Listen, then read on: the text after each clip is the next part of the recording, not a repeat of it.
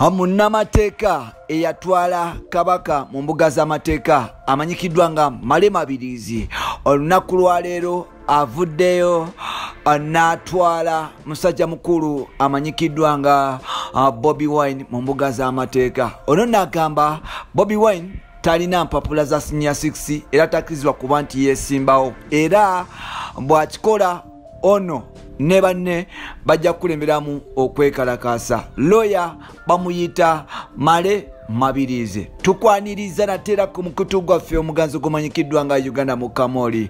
Amanya n'eddoboozi bampita Ntambi Jimso Namandu Kiboya Maxudi Junior. Webale kuba nti otambula naffe, webale kuba nti osubscribinga, bwe yasubscribinga ate nawe atana kuba nti osubscribinga nga manti kyekiro obeere nti osubscribinga tugende mu maaso mpola mpola. System ya Uganda mu Kamoli 24/7 tubeerawo nga tukutuusako amawulire agatalinda n'olwekyo nogefutindirako era amawulire agataliko nfuufu. Naku lwaleero musajja mukulu amanyikiddwa nga Bobi Wine gamumyuse bakutte baloya ne bamutwala mu mbuga z'amateeka nga bagamba nti omukulu ono yes teyatuula bibuuzo bya senior 6 era bamugambye aleete empapula ze. Ffenna tubadde tukimanyi nti Bobi Wine y'omu ku bayimbi abakyasinze okubeera abayivu mu Uganda era nga gye buvuddeko emyaka egyayita Makerere wali yagenda n'asoma MDD n'agikugamu oba music dance and drama nabwe kityo n'afuna kye bayita diploma era nga recently yakaddayo n'aba nti afuna degree because ebiseera biri Makerere yali terina degree mu MDD bakagiteekawo, so omukulu yagenda n'agifuna n'agisomera ddala naye nga ate tetumanyi nti oba omukulu ne yagenda okusoma MDD ng'ebipapula bye oba empapula ze tezikwatagana. According to lawyer Male Mabirizi agamba nti Bobi Wine yazaalibwa mu 19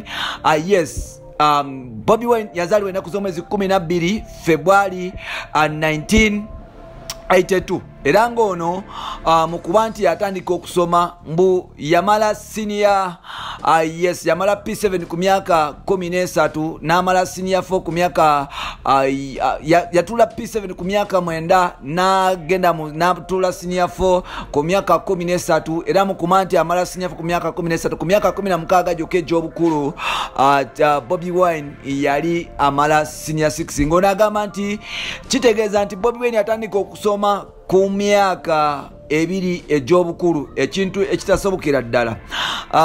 Nga tuddako mu maaso nga tugenda mu maaso mpola mpola, Male Mabirizi avuddeyo n'agamba nti ayagala Bobi Wine aveeyo atangaze eggwanga agibuulire ddi lwe yatuula senior 6 nga alaga ne evidence y'empapula era aveeyo atulageko biki byakoze ki bipapula bibi engeri gye bifaanaganamu oba gye bikwataganamuko. Simanyi what is wrong with this guy.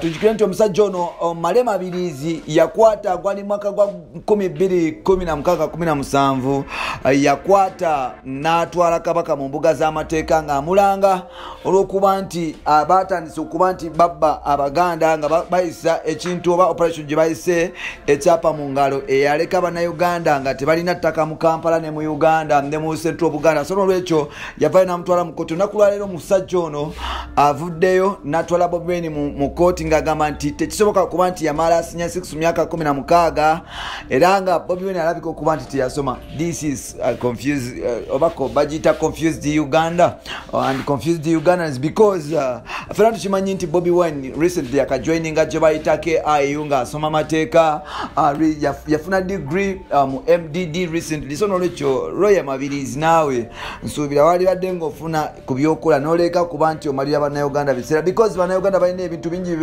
betulowoozaako. Media space gye bakuwa nsuubira bali ugiwaddemu omwana ali eyasuze enjala ng'enjala emuluma, omwana ali abikomando, omwana talina wakusula. Nsuubira space gye bakuwa eya media eyo bali badde bagiwaamu abatwala because like this is wastage of time. Tosobola kugamba musajja alina degree biri yagenda mu Harvard n'atandika okuba nti asoma n'atandika okuba nti asoma ku KIU yatandika okusoma law n'ovayo n'omugamba nti Bobi Wine talina bipapula. Nsuubira nti propaganda gwe mutandise okuleeta tajja kukola era nga gwe mulundi okusembayo okuba nti ze nkwogerako wano because tolina kyogamba ggwanga. yes byebyo Bobi Wine mwatwalibwa mukota ina bipapula Uganda yeyo bampita ntambi Jimso subscribe tugende mu maaso ate ngo liwademo kumbulira gwaje sinzidde okuba nti olabira ne tubongako mpola mpola bye bye for now